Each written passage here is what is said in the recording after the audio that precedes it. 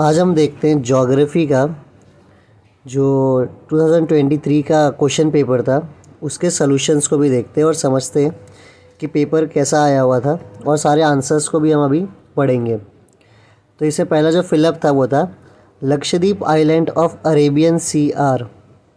जो लक्षद्वीप आइलैंड है वो कैसा यहाँ पे पूछा हुआ है, तो वो कौन सा है? कोरल आइलैंड है। कौन सा है? Coral islands. तो जो लक्षद्वीप आइलैंड है वो किसका बना हुआ है?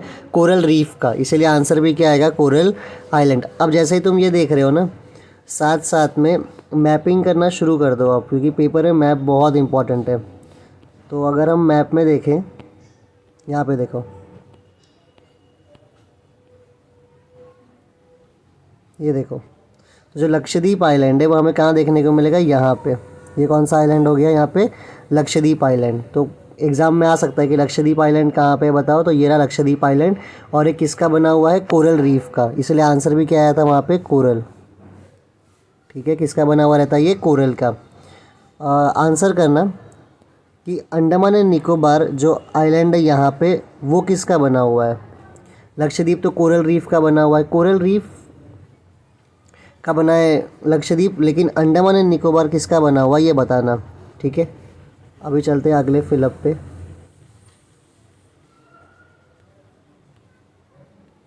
नेक्स्ट क्वेश्चन कौन सा? ये देखो, Brazil is dash populated country in the south American continent. तो भाई ब्राज़ील वेरी हाईली पॉपुलेटेड है।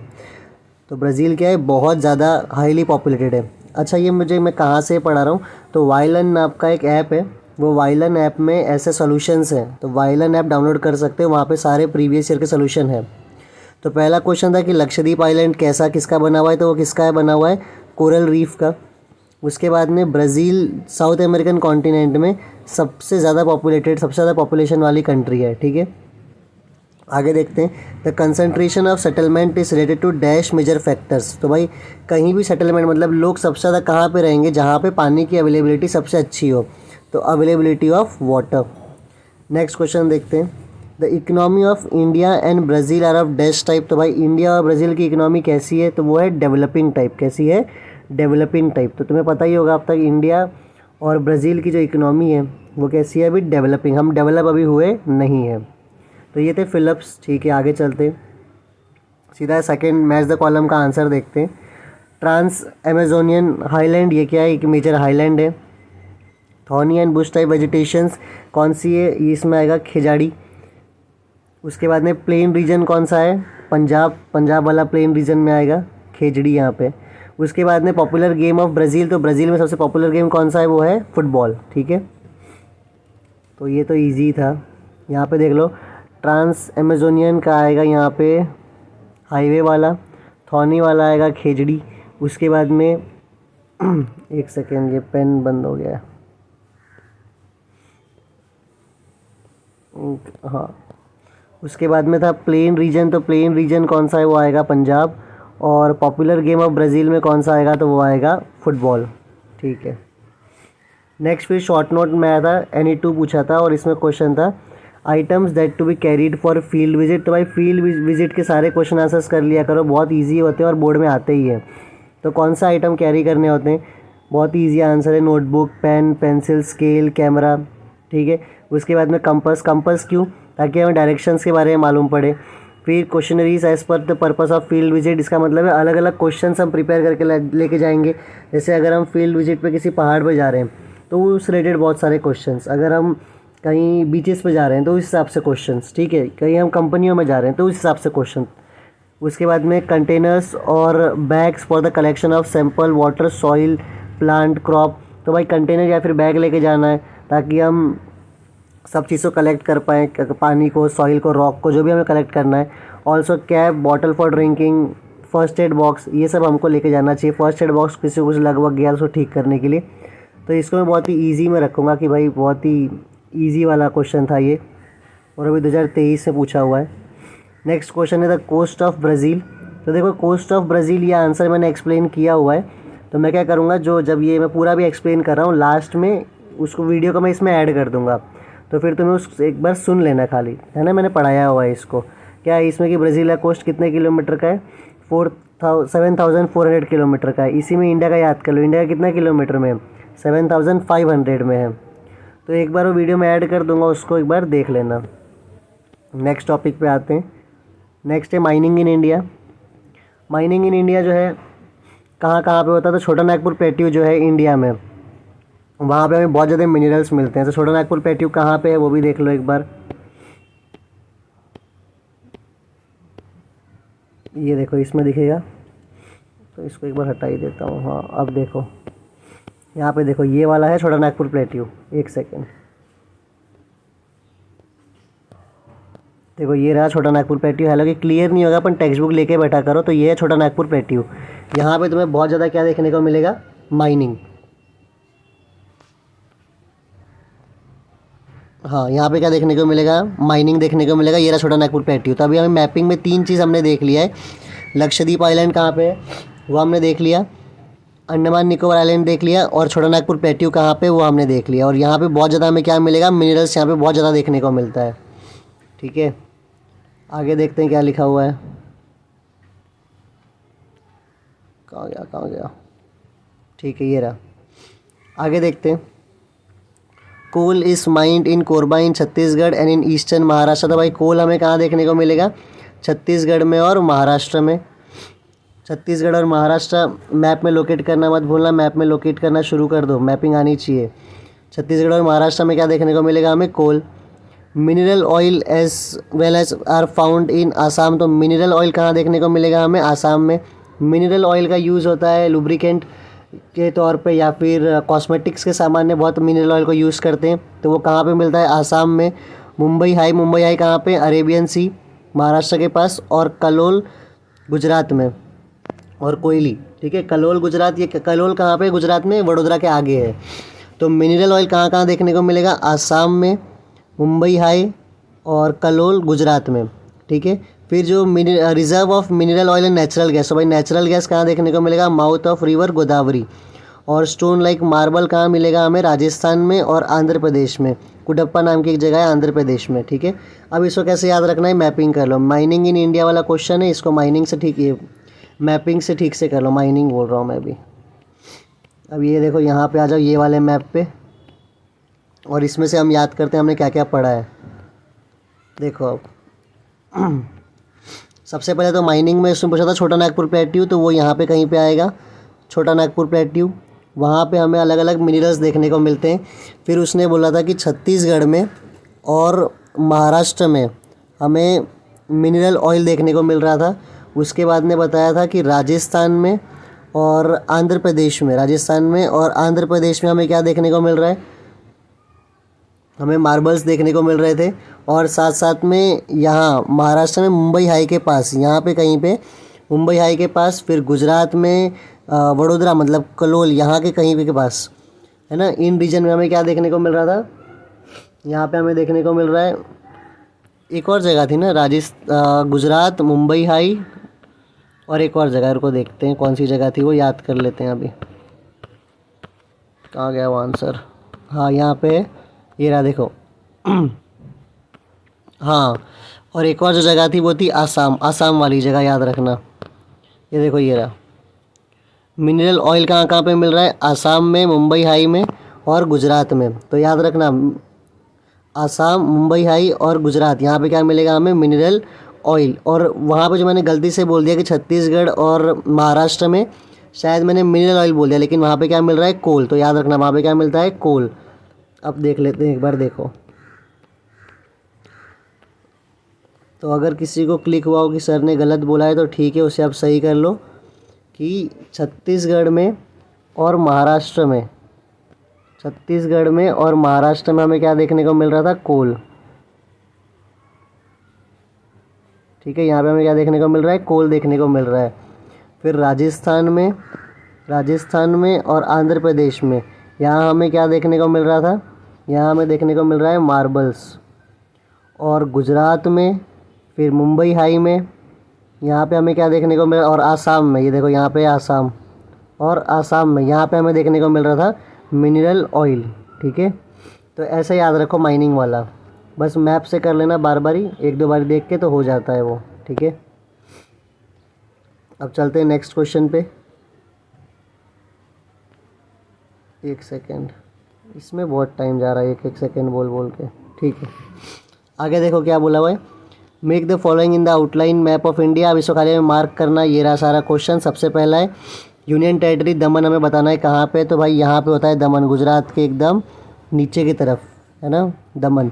उसके बाद में पूछा हुआ है कि heavy rainfall region in the western coast. तो भाई ये वाला रीजन है heavy rainfall region western coast में, वेस्टर्न घाट का वेस्टर्न पार्ट। ठीक है, फिर कोल्ड डेजर्ट पूछा है, तो लद्दाख वाले रीजन में यहाँ पे क्या आएगा, कोल्ड डेजर्ट। फिर पूछा था region to the northern having high density, सबसे ज़्यादा डेंसिटी ऑफ पॉपुलेशन कहाँ पे है, तो ये रहा पंजाब हरियाणा और यूपी बिहार वाला रीजन, वेस्ट बंगाल वाला रीजन। ठीक है, फिर कन्याकुमारी, तो भाई कन्याकुमारी दिया हुआ ये रहा लास्ट में कन्याकुमारी है। और फिर पूछा है चिल्का लेक, चिल्का लेक उड़ीसा में, ये रहा चिल्का लेक। ठीक है, इसलिए मैं बार बार मैपिंग करवा रहा हूँ। अच्छा, इसी मैप में से वापस याद कर लो कि कौन सा बताओगे, मार्बल कहाँ कहाँ देखा था हमने। मार्बल हमने देखा था राजस्थान में, और याद करो कहाँ पे देखा था, राजस्थान में और आंध्र प्रदेश में। ठीक है, ऐसे बार बार मैप से याद करते रहा करो।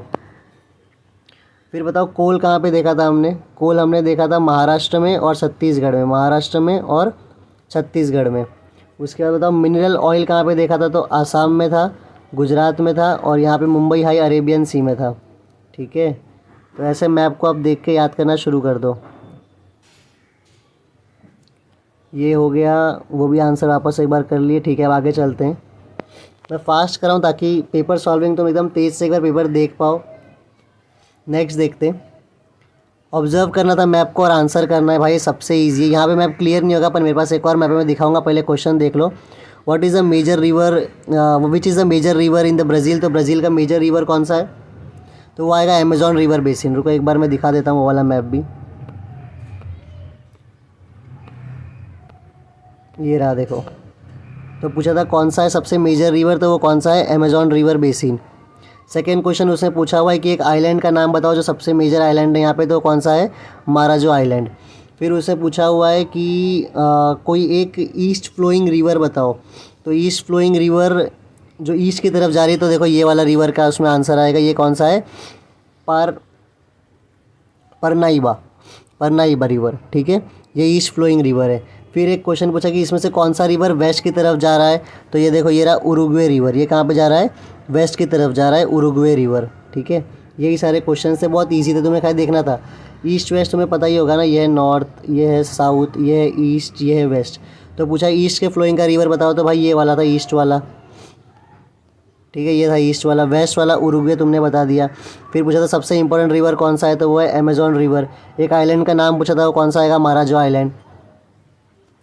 तो 2023 में उन्होंने ब्राज़ील का पूछा था, हो सकता है 24 में वो लोग पूछ दें इंडिया वाला। तो कुछ मैपिंग कर लो सेम टू सेम टाइप में, कि अगर पूछ दे आइलैंड कौन सा दो इंपॉर्टेंट है, तो अंडमान निकोबार इंपॉर्टेंट हो गया और लक्षद्वीप इंपॉर्टेंट हो गया। लक्षद्वीप का फिलअप पूछा था वो कैसे बना हुआ, तो लक्षद्वीप कैसे बना हुआ था, कोरल आइलैंड से बना हुआ था वो। उसके बाद मान लो पूछ सकता है कि सबसे इम्पोर्टेंट रिवर सिस्टम कौन सा है इंडिया में, तो कौन सा बोलोगे, वो है गंगा रिवर सिस्टम। कौन सा आएगा, गंगा रिवर सिस्टम बता देना।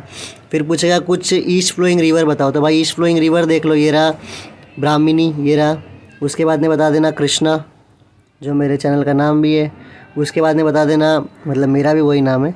उसके बाद में कावेरी, उसके बाद में महानंदी। ये सब कौन सा हो गया, ईस्ट फ्लोइंग रिवर्स। गोदावरी कहाँ गया, ये रहा गोदावरी। ठीक है, ये हो गए सारे ईस्ट फ्लोइंग रिवर्स। कुछ वेस्ट फ्लोइंग रिवर्स पूछ दे तो फिर ये देखो, ये रही साबरमती, माही, उसके बाद में नर्मदा, तापी। ये सब कौन से हो गए, वेस्ट फ्लोइंग रिवर्स।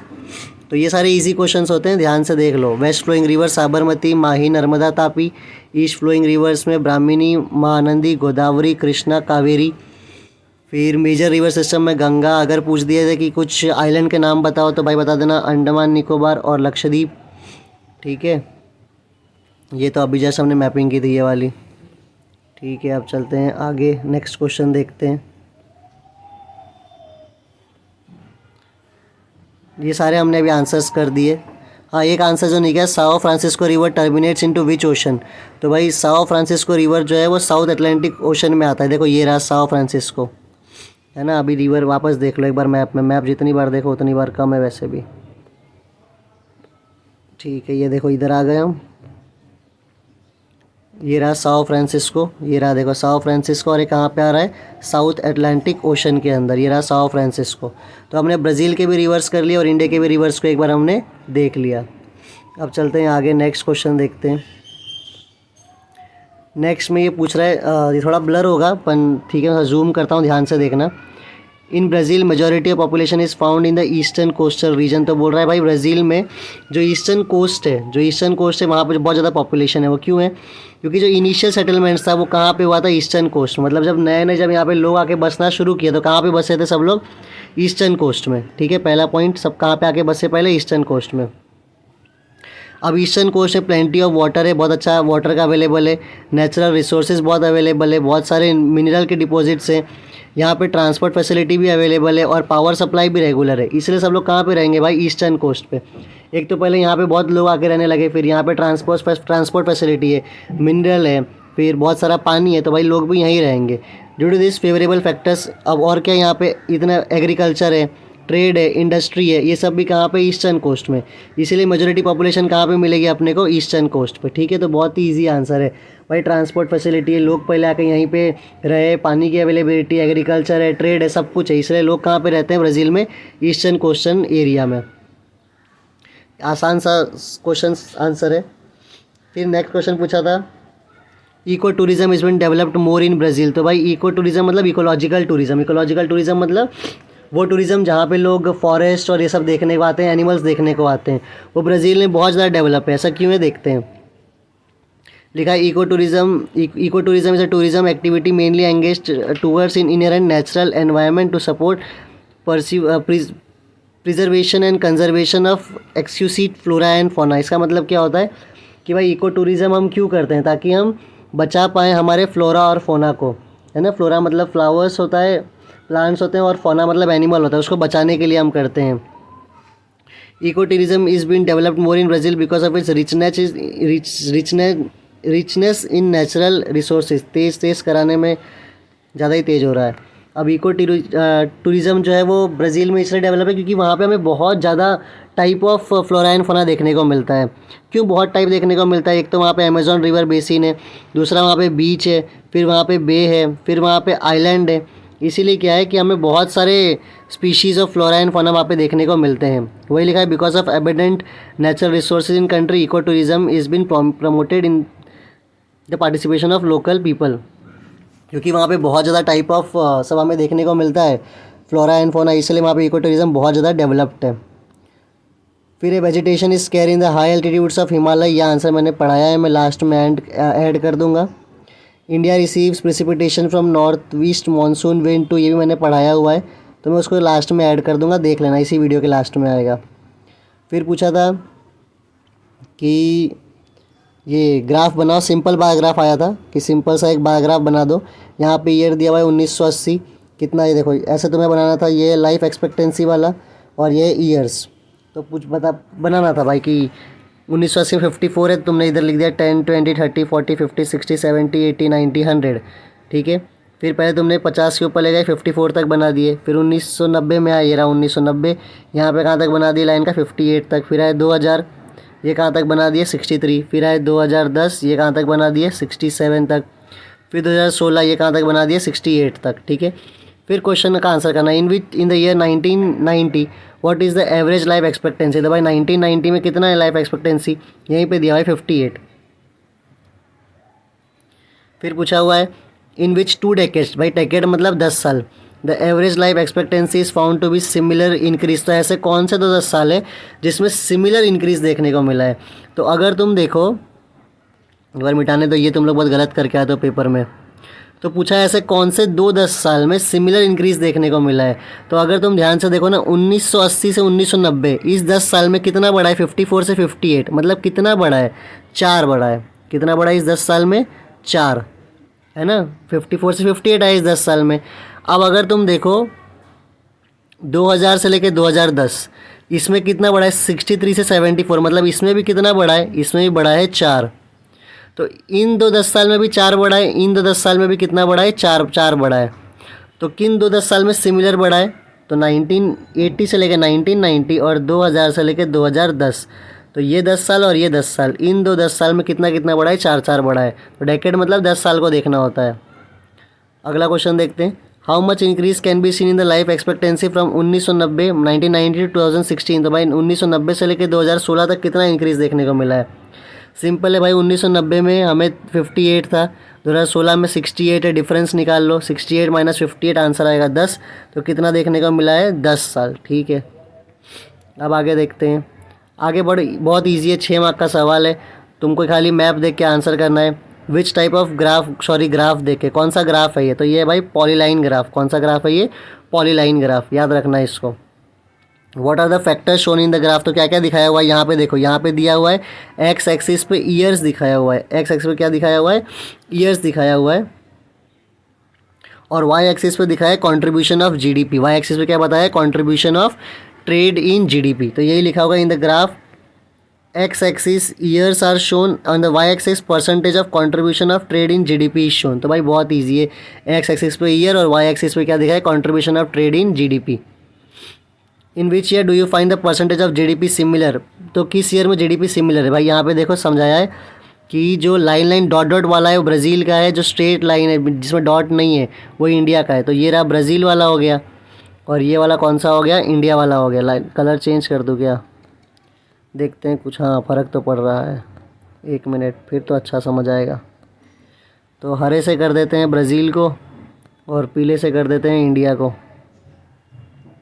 ठीक है, कुछ बड़ा फ़र्क तो पड़ नहीं रहा है वैसे भी। अब पूछा in which year do you find the percentage of GDP similar. भाई किस साल में जीडीपी सिमिलर है, कहाँ दोनों लाइन मिली हुई है, देखो देखो देखो जल्दी। तो अगर तुम ध्यान से देखोगे तो ये रहा वो साल, ये देखो यहाँ पे दोनों क्या है, एकदम सेम है, डॉट दिख रहा है, ये देखो ये रहा वो डॉट, यहाँ पे दोनों लाइन मिली हुई है। तो कौन सा साल हो गया वो, 1990। कौन सा लाइन है वो, 1990 वाला लाइन है। ठीक है, आंसर भी वही लिखा होगा, percentage of GDP is similar in 1990। ठीक है, in the year 2010 in India what is the percentage of GDP in trade. तो भाई 2010 में हमारा कितना परसेंटेज ऑफ जीडीपी है, तो आ जाओ 2010 में, ये रहा 2010, यहाँ से ऊपर जाओ और ये लाइन फिर यहाँ से यहाँ लेके आओ, तो ये कितना आ गया, 50। तो आंसर क्या आएगा, 50%। ठीक है, in the year 2000 which countries percentage GDP in trade was high. तो भाई 2000 साल में, साल जब 2000 था, ये रहा साल 2000, किस देश की जीडीपी ज़्यादा है, तो ब्राज़ील का तो था खाली 20 से थोड़ा सा ज़्यादा, अपन इंडिया का कितना था, इंडिया का था 30। तो कौन सा आंसर आएगा, इंडिया आंसर आएगा। ठीक है, in the year 2016 what is the difference in the percentage of GDP in trade off India and Brazil. तो भाई 2016 में अगर देखें तो फिर क्या डिफरेंस है दोनों के ट्रेड में, तो अगर डिफरेंस मतलब माइनस करना होगा, तो ब्राज़ील का 20 से ऊपर है, 30 से नीचे मतलब 25 मान लो, और इंडिया का 50, इंडिया का कितना है, 40 है। अगर नहीं दिख रहा है तो रुको, ये देखो ये रहा ब्राज़ील का और ये रहा इंडिया का, तो इंडिया का 40 है, ब्राज़ील का 25 है, तो 40 माइनस 25 15। तो क्या आंसर आ जाएगा, 15%। ठीक है, ठीक है, मैं थोड़ा तेज़ कर रहा हूँ ताकि जल्दी से तुम देख लो इसको, बाकी क्वेश्चन आंसर्स तो मैंने पढ़ाए ही हैं, प्लेलिस्ट में सारे क्वेश्चन आंसर्स तुम्हें मिल जाएंगे। Write a comparative note on the urbanisation in Brazil and India. तो भाई ब्राज़ील और इंडिया के कितना अर्बन हुआ है वो देखना है। तो rate of urbanisation is higher in Brazil than India. तो ब्राज़ील ज़्यादा तेज़ अर्बन हो रहा है स्पीड से इंडिया से। अगर अर्बनाइजेशन देखो तो इंडिया का बहुत स्लो है, क्योंकि 1961 में हमारे देश में कितना अर्बनाइजेशन हुआ था, कितने हम शहरों में लोग रह रहे थे, तो 18% अर्बनाइजेशन हुआ था 1961 में। और 2011 में कितना हुआ वो, 31.2। तो 18% से कहाँ तक गया वो, 31% तक। लेकिन 1961 से 2011 आ गया, तो 1961 में खाली कितना परसेंट था, 18। 2011 में कितना था वो, 31.2। लेकिन ब्राज़ील को देखो, ब्राज़ील में 1960 में था 47%, और 2010 में कितना परसेंट था, 84.6%। तो डिफरेंस देख रहे हो कितना ज़्यादा उनका तेज़ रेट से डेवलप हो रहे थे वो लोग, अर्बनाइज हो रहे थे। फिर urbanisation have been more in southern part in part than in the northern part of India. तो भाई इंडिया में सदर्न पार्ट में तुम्हें ज़्यादा डेवलपमेंट मिलेगी, नॉर्दर्न पार्ट में कम देखने को मिलेगी। और ब्राज़ील में अगर देखोगे तो ब्राज़ील में कोस्टल स्टेट में urbanisation in Brazil have been more in coastal state. तो कहाँ पे तुम्हें ज़्यादा अर्बनाइजेशन देखने को मिलेगा, कोस्टल स्टेट, मतलब समुद्र के ओशंस के पास, of south and south eastern then the state in the interior of west and north. तो ब्राज़ील में वेस्ट और नॉर्थ कम डेवलप है, और ईस्ट वाला जो साउथ वाला पार्ट है वो ज़्यादा डेवलप है। ठीक है, इंडिया में कौन सा स्टेट सबसे ज़्यादा डेवलप है? तो गोवा है। Goa is the most urbanised state in India with 62% urban population. तो सबसे ज़्यादा अर्बन पॉपुलेशन मतलब शहरों में लोग कहाँ पे रहते हैं? गोवा में। ब्राज़ील में कौन से स्टेट बहुत अर्बनाइज्ड हैं? साओ पोलो हो गया, रियो डी जेनरियो हो गया, एस्पिरिटो सेंटो हो गया और गोआइस हो गया। ये सारा बहुत ज़्यादा क्या है, डेवलप स्टेट है वहाँ पे, जहाँ पे अर्बनाइजेशन बहुत ज़्यादा है। इंडिया का जो रेट ऑफ अर्बनाइजेशन है वो फ्लक्चुएट होता रहता है, मतलब कभी ऊपर कभी नीचे होता रहता है। लेकिन ब्राज़ील का जो है वो डिमिनिशिंग रेट पे, ब्राज़ील का बढ़ तो रहा है लेकिन डिमिनिशिंग रेट मतलब पहले जिस स्पीड से बढ़ रहा था वो स्पीड से वो नहीं बढ़ रहा है। ठीक है, लास्ट के 2 क्वेश्चंस देख लो। मैं बहुत ही फास्ट कर रहा हूँ, मैं इतना फास्ट वैसे बोलता नहीं हूँ, पर स्टिल मैं ये वीडियो को तेज़ कर रहा हूँ ताकि तुम्हें ज़्यादा टाइम ना लगे इसको कवर करने में, खुद ही बैठ के पढ़ो इसको। Explain the historical background of India. तो इंडिया का हिस्टोरिकल बैकग्राउंड क्या है भाई? 1.5 सेंचुरी मतलब करीब 150 साल तक हम ब्रिटिशर्स के राज में थे। हमें आज़ादी मिली है 15 अगस्त 1947 में। Since independence India has followed the federal parliamentary Republic type of government. तो हमने कौन सा गवर्नमेंट माना है बेटा? Federal parliamentary. फेडरल मतलब जहाँ पे सेंट्रल गवर्नमेंट भी है, स्टेट गवर्नमेंट भी है, और पार्लियामेंट्री हमारे पास पार्लियामेंट्री गवर्नमेंट है, मतलब हम पार्लियामेंट्री फॉर्म मानते हैं, प्रेसिडेंटल फॉर्म नहीं मानते। पार्लियामेंट तुम सबको पता होगा। Within 20 years of independence India face and overcome problems like 3 wars, famine in various part and many other financial issues. तो आज़ादी के 20 साल के अंदर ही अंदर जब मिली उसके बाद हमने 3 लड़ाई लड़ी, उसके बाद में फेमाइन पड़ा मतलब खाने का शॉर्टेज पड़ गया था, और फाइनेंशियल इशू मतलब पैसे की बहुत कमी पड़ी थी। इन सब के बावजूद इंडिया एक मेजर डेवलपिंग कंट्री है। इंडिया को आज के टाइम पे ग्लोबल मार्केट की तरह देखते हैं, बहुत ही इंपॉर्टेंट मार्केट जहाँ पे तुम सामान बेच सकते हो, जहाँ से तुम सामान खरीद सकते हो। हमारे इंडिया में यूथ की पॉपुलेशन है वो बाकी देशों से काफ़ी ज़्यादा है, इसीलिए इंडिया को एक यंग कंट्री भी मानते हैं। लास्ट क्वेश्चन है, suggest measures to reduce river pollution during field visit. तो भाई रिवर पोल्यूशन, जब तुम कभी जाओगे कोई रिवर के पास तो क्या क्या करोगे ताकि रिवर पोल्यूशन कम हो? सबसे पहले तो भाई कोई कचरा वचरा फेंको मत, don't throw any garbage into the rivers. कोई फेंको मत कचरा। कोई भी चीज़ जो यूज़ कर रहे हो अपने घर में वो बायोडिग्रेडेबल यूज़ करो। मतलब क्या है कि उसको फेंको तो वो वापस से ऐसा ना हो कि वो ज़िंदगी भर कभी ज़मीन में जाए ना, कभी सड़े ना, ऐसा ना हो, बायोडिग्रेडेबल होना चाहिए।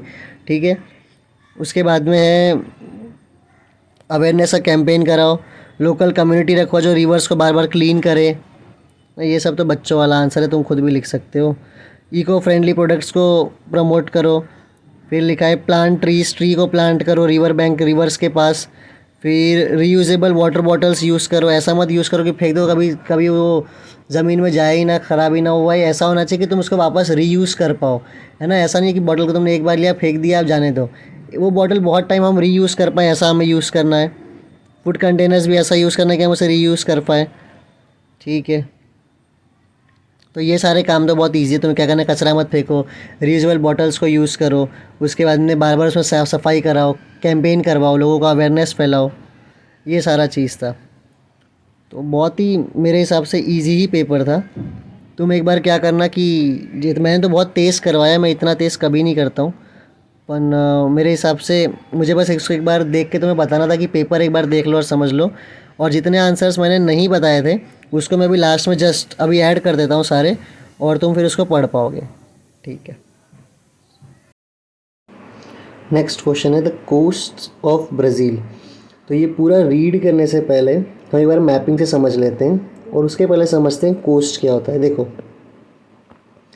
जब कभी ऐसे लैंड मतलब ज़मीन वाला इलाका पानी के एकदम बाजू में होगा, सी या ओशन के एकदम बाजू में होगा ना, उसे हम क्या कहते हैं? उसे हम कहते हैं कोस्ट। तो हमें ब्राज़ील के इसी कोस्ट के बारे में पढ़ना है। क्या बताया मैंने? जब कभी ऐसा ज़मीन ओशन के पास में होगा, ओशन से टच हो रहा है ना, देखो ये रहा ज़मीन और ये रहा ओशन, जब ओशन से टच होगा इसे हम क्या कहते हैं? कोस्ट। तो हमें ब्राज़ील के यही पूरे एरिया के बारे में बात करना है। तो ब्राज़ील का कोस्ट कहाँ से कहाँ तक है? देखो यहाँ से शुरू हो रहा है और पूरा यहाँ तक है, पूरा यहाँ से लेके यहाँ तक। ये है टोटल 7,400 किलोमीटर। कितना है इसका लेंथ? 7,400 किलोमीटर। अब ये पूरा जो कोस्ट है ये 2 पार्ट में डिवाइडेड है। ठीक है, सबसे पहला जो है ये शुरू दो पार्ट में, एक को हम कहते हैं नॉर्थ कोस्ट और सेकंड को हम कहते हैं ईस्टर्न कोस्ट। कितने पार्ट में ये पूरा इलाका? नॉर्थ कोस्ट और ईस्टर्न कोस्ट देखो, और कितने किलोमीटर में, 7,400, कितने में, 7,400। अब जो पहले नॉर्थ कोस्ट की बात करते हैं और उसके बाद में करेंगे ईस्टर्न कोस्ट। नॉर्थ कोस्ट कहाँ से कहाँ तक है, देखो नॉर्थ कोस्ट है ये यहाँ पे एम्पा दिख रहा है, ये एम्पा से लेके रियो ग्रैंड नॉटे, तो यहाँ तक है, एम्पा से लेके रियो ग्रैंड नॉटे। बड़ा प्यारा सा नाम है, अपने बच्चों का रख सकते हो ये नाम। कहाँ से कहाँ है, एम्पा से लेके रियो ग्रैंड डो नॉटे तक, ठीक है। ये है कौन सा कोस्ट, नॉर्दर्न कोस्ट है। तो अभी तक हमने क्या पढ़ा, अभी तक हमने पढ़ा कि कोस्ट मतलब क्या, ऐसा जगह जो समुद्र के पास हो। तो ये पूरा एरिया क्या हो गया, ब्राज़ील का कोस्ट। कितने किलोमीटर में है ये है 7,400 किलोमीटर में। कितने पार्ट में है, 2 पार्ट में है, एक ये रहा नॉर्थ और ये रहा ईस्ट। नॉर्थ वाला कहाँ से कहाँ तक है, वो है एमापा से लेके रियो ग्रैंड नॉटे तक, ठीक है। अच्छा, रियो ग्रैंड नॉटे से नीचे इसको हम कहते हैं ईस्टर्न कोस्ट। ये कौन सा हो गया, पूरा ईस्टर्न कोस्ट। और ये कौन सा हो गया, पूरा ये हो गया हमारा नॉर्थर्न कोस्ट। तो नॉर्थर्न कोस्ट कहाँ से कहाँ है, एमप्पा से लेके रियो ग्रैंडो नॉटे तक, ठीक है। आगे आप समझते हैं। अब देखो हमने जस्ट बात किया था कि यहाँ से लेके यहाँ तक ये पूरा कौन सा कोस्ट है, नॉर्थ कोस्ट। तो नॉर्थ कोस्ट पे देखते हैं और क्या क्या चीज़ें हैं। अगर ध्यान से देखो तो नॉर्थ कोस्ट में यहाँ पे देखने को मिलेगा माराजो आइलैंड। कौन सा आइलैंड है ये, माराजो आइलैंड।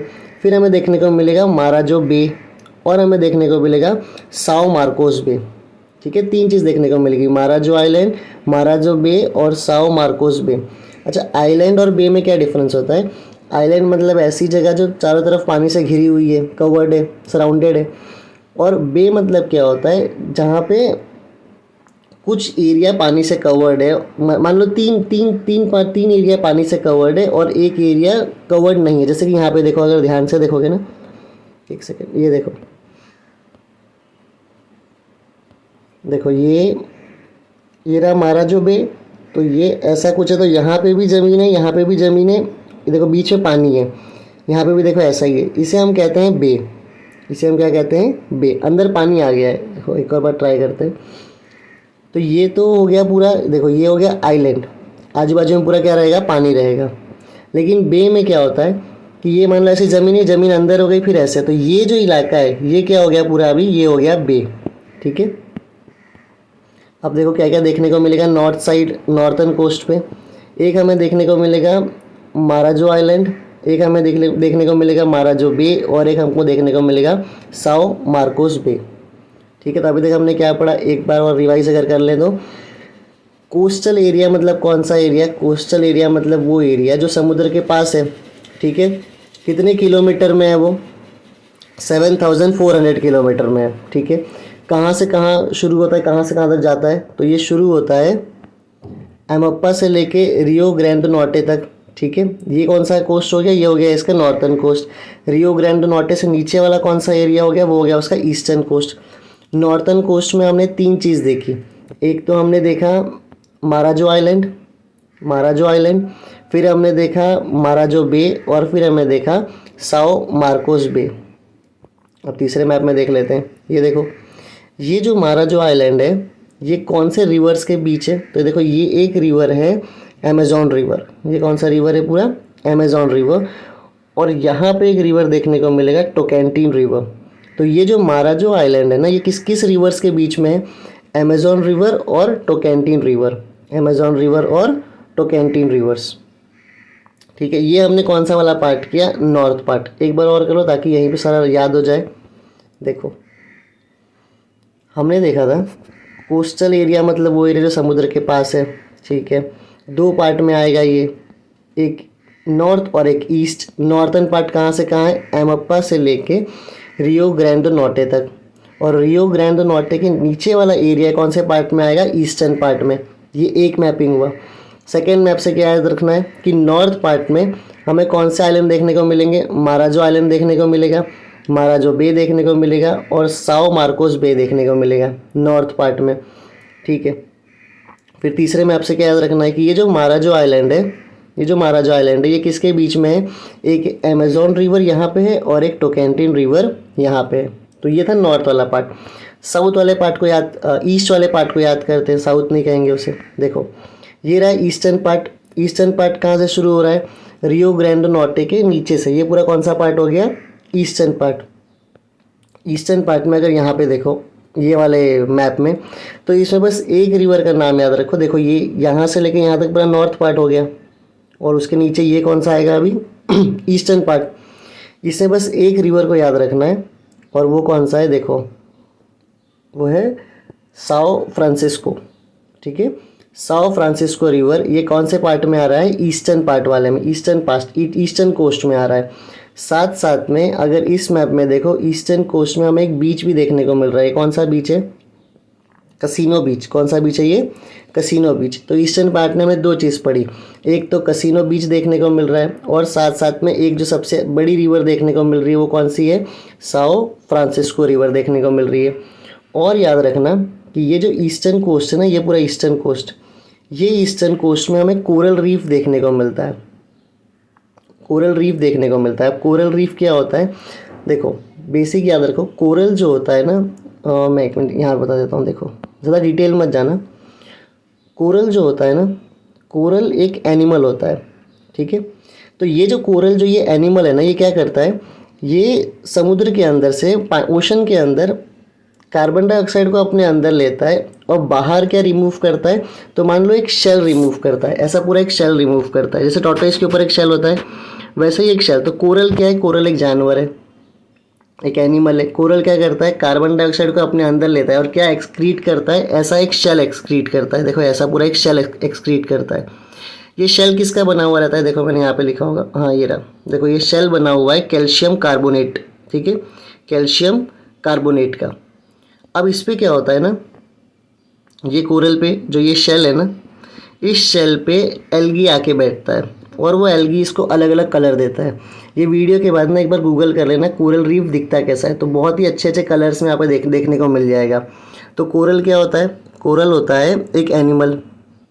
ये एनिमल के ऊपर क्या होता है, वो एनिमल क्या करता है, कार्बन डाइऑक्साइड को अंदर लेता है, और क्या एक्सक्रीट करता है, वो एक स्केलेटन एक्सक्रीट करता है।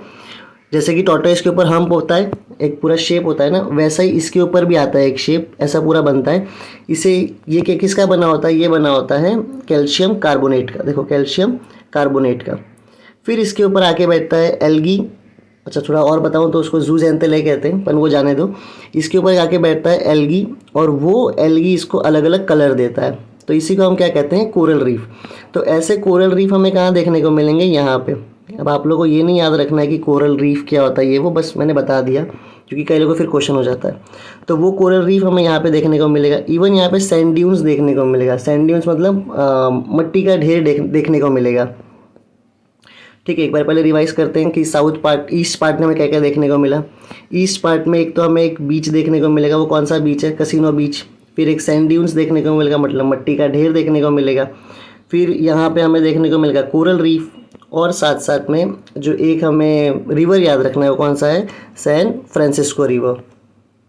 अब एक बार आंसर को हम रीड करते हैं यहाँ से, देखो। अच्छा एक और चीज़ हमें यहाँ पे देखने को मिलेगा साउथ पार्ट, ईस्टर्न पार्ट में यहाँ पे, और वो है एटॉल। एटॉल मतलब क्या होता है समझ लो, फिर आंसर रीड करेंगे। देखो मान लो कोरल रीफ ने ऐसी एक बाउंड्री बना दी। ठीक है, ये जो बाउंड्री है ना अभी, ठीक है देखो ये पूरी एक बाउंड्री बना दी। इसके अंदर भी पूरा पानी है, और इसके बाहर भी पूरा पानी है। इसको हम क्या कहेंगे, ये जो पूरी बाउंड्री, इसको हम कहते हैं अटॉल। अटॉल मतलब क्या है कि कोरल रीफ ने एक पूरा एक सर्कल बना दिया, एक रिंग जैसा बना दिया। अब वो रिंग क्या बन गया, वो पूरा ज़मीन बन गया है। तो वो ज़मीन के अंदर भी पानी है, देखो ज़मीन के अंदर भी पानी है, और ज़मीन के बाहर भी पानी है। इसे हम क्या कहते हैं, अटॉल। तो ये भी कहाँ देखने को मिलता है हमें, ईस्टर्न पार्ट में। तो ईस्टर्न पार्ट में क्या क्या देखने को मिलता है, एटॉल देखने को मिलता है, बीच देखने को मिलता है, कसिनो बीच याद रखना है ना, बीच देखने को मिलता है, और साथ साथ में बीचेस हो गया, एटॉल हो गया। रिवर जो हमने देखा था वो कौन सा रिवर था, साओ फ्रांसिस्को रिवर देखने को मिलता है। ठीक है, अब आंसर रीड करते हैं, देखो।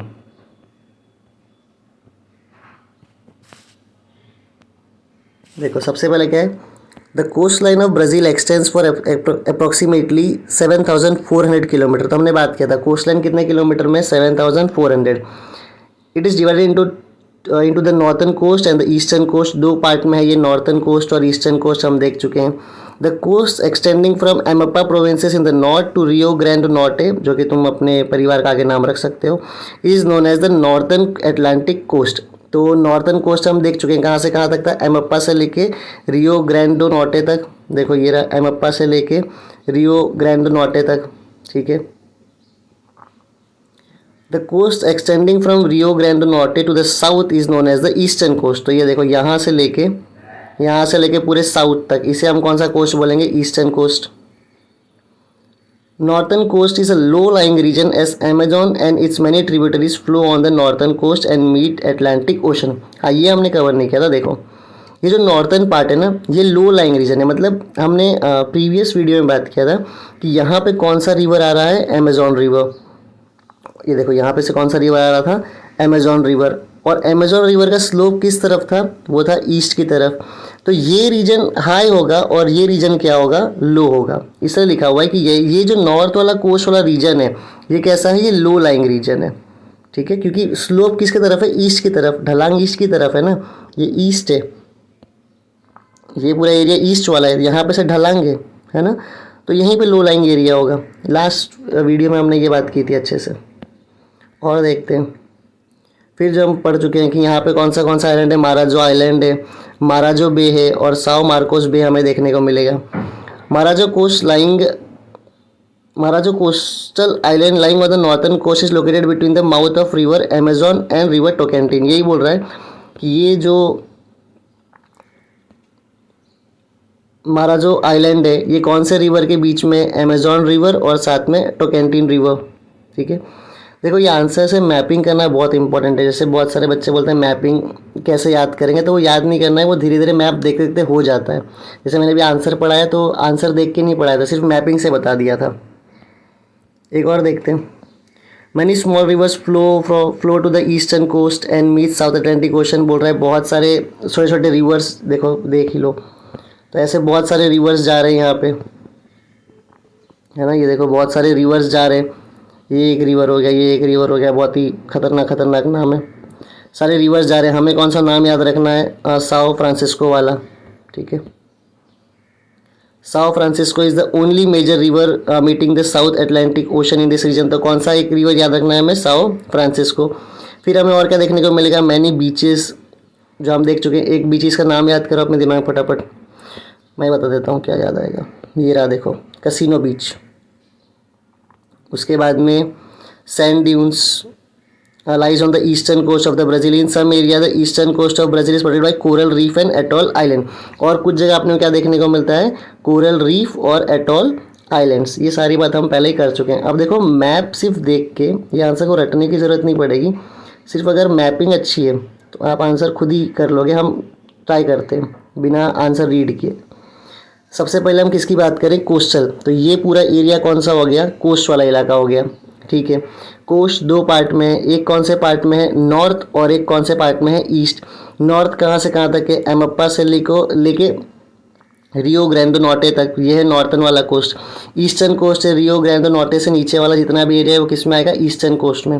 फिर सेकेंड मैप याद करना, सेकेंड मैप में याद रखना कि ईस्टर्न कोस्ट में हमें माराजो आइलैंड देखने को मिलेगा, माराजो बे देखने को मिलेगा, साओ मार्कोस बे देखने को मिलेगा।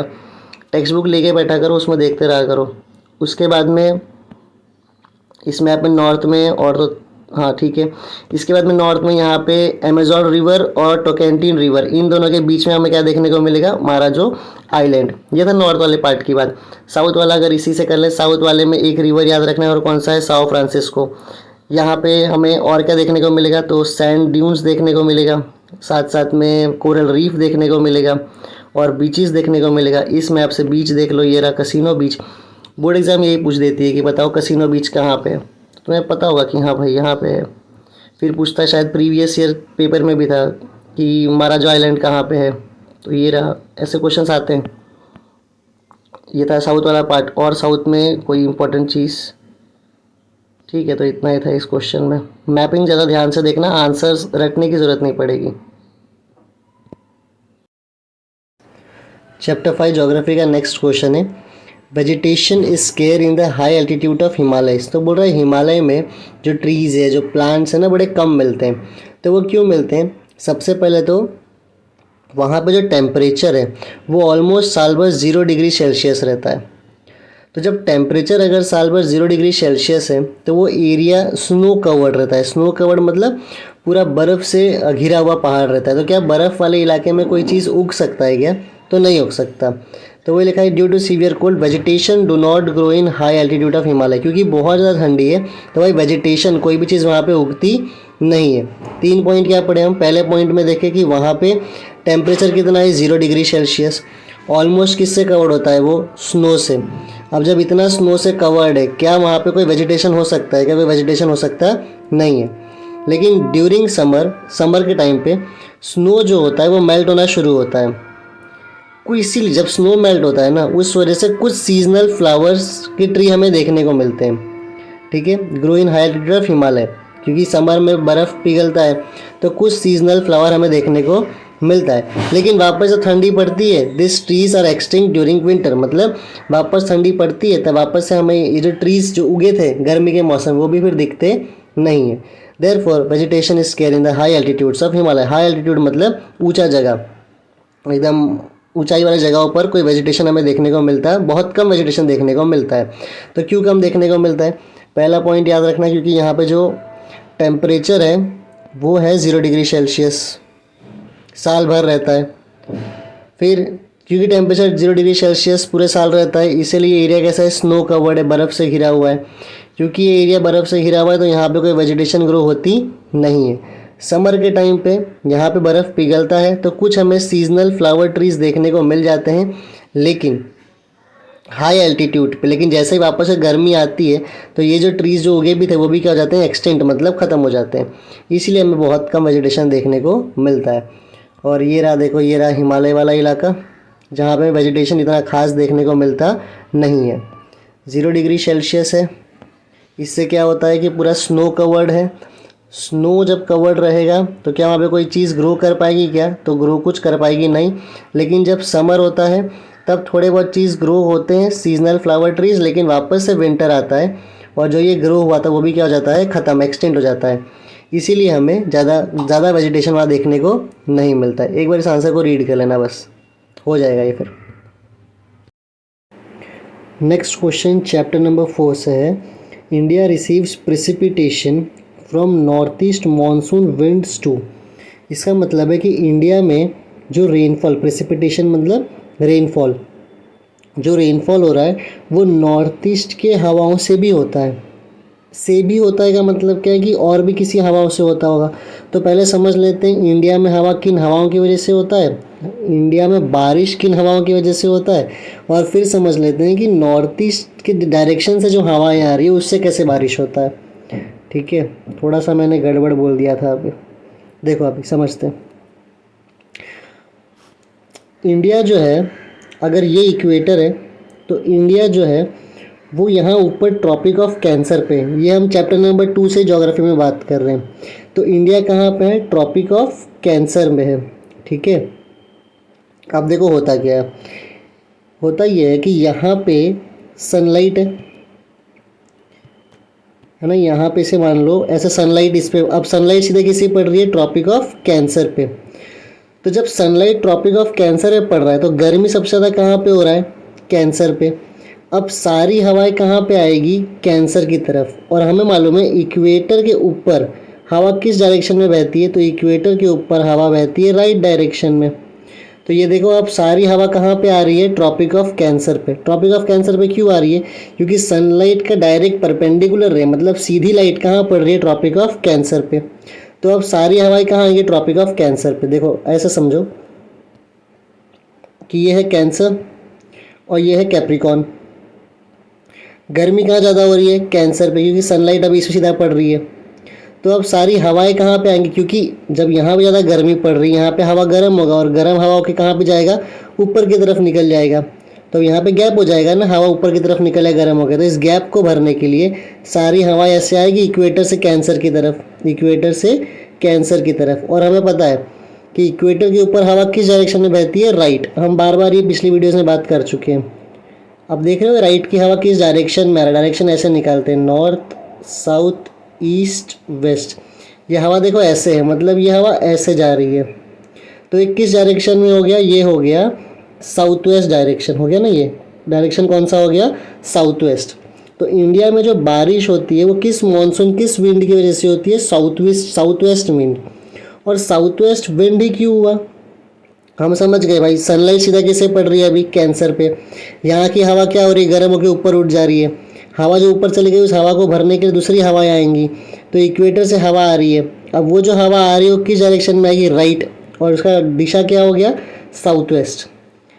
ठीक है, तो अगर यहाँ पे देखो आप समझ आएगा, ध्यान से और देखो।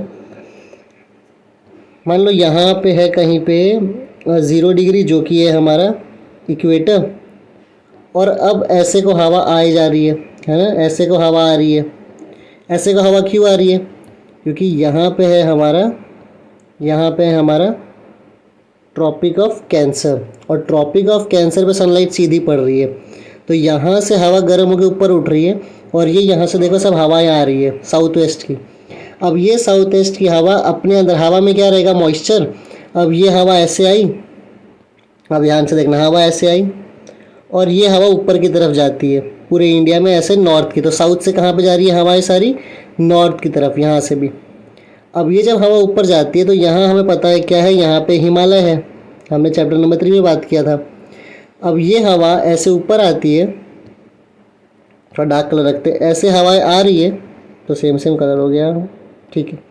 ऐसे हवा आ रही है और ये हवा कहाँ जाके टकराएगी, ये हवा टकराएगी हिमालय पे। तो ये हवाएं कहाँ जाके टकरा गई, हिमालय पे, ठीक है। तो ये जो साउथ वेस्ट की हवाएं जो इंडिया में बारिश कर रही थी वो किससे जाके टकरा गई, हिमालय से टकरा गई। देखो ऐसे सब हवाएं आई साउथ वेस्ट से, और कहाँ, और साउथ वेस्ट डायरेक्शन ही क्यों है, क्योंकि इक्वेटर की हवा किस डायरेक्शन में बहती है, राइट। पिछली वीडियोस देखोगे तो तुरंत समझ आ जाएगा। ऐसे हवाएं आई, हिमालय पे टकराई। अब हिमालय पे टकराने के बाद ये हवा क्या करेगी, ये हवा रिटर्न होंगी, ठीक है। टकरा गई, अब टकरा के क्या होगी, ये वापस से ऐसे रिटर्न होंगी, ठीक है। पूरे के बारे में मिटा दूँ, सिर्फ एक ही लाइन में अगर समझाऊँ इसको तो देखो ऐसे, ये पहले ऐसी एक हवा आई, ऊपर गई, बारिश पूरी कराते कराते साउथ वेस्ट की हवा जाके से टकरा गई। जब ये हवा टकरा गई तो यहाँ से ये लौटेगी और वापस से ऐसे नीचे की तरफ आएगी, और कहाँ जाएगी, इंडियन ओशन की तरफ। तो ये जो हवा टकरा के वापस आ रही है ना, इसे हम कहते हैं नॉर्थ ईस्ट की हवा। इसे हम क्या कहते हैं, नॉर्थ ईस्ट विंड।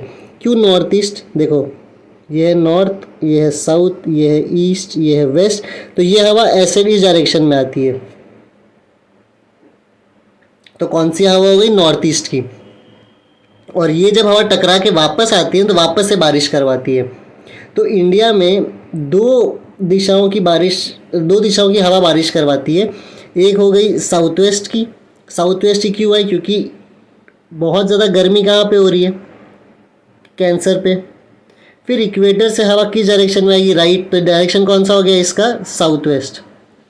फिर ये जो हवाएं हैं, ये हवाएं साउथ वेस्ट जाके टकराती है हिमालय में और वापस से लौटती हैं, और जब लौटती है तो उनका डायरेक्शन क्या हो जाता है, नॉर्थ ईस्ट।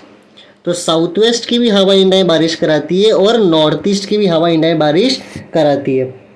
अब भी अगर नहीं ठीक समझाओ तो बस अब रीड करेंगे तो समझ में आ जाएगा। देखो, इंडिया रिसीव्स मोस्ट ऑफ इस precipitation from the south west monsoon wind. तो हम लोगों ने बात किया, इंडिया में सबसे ज़्यादा बारिश किस हवाओं से होती है, साउथ वेस्ट के मानसून विंड से, ठीक है। और ये भी बात है कि साउथ वेस्ट की डायरेक्शन की होती है, क्यों हवाएं आती है, सब हमने पढ़ लिया।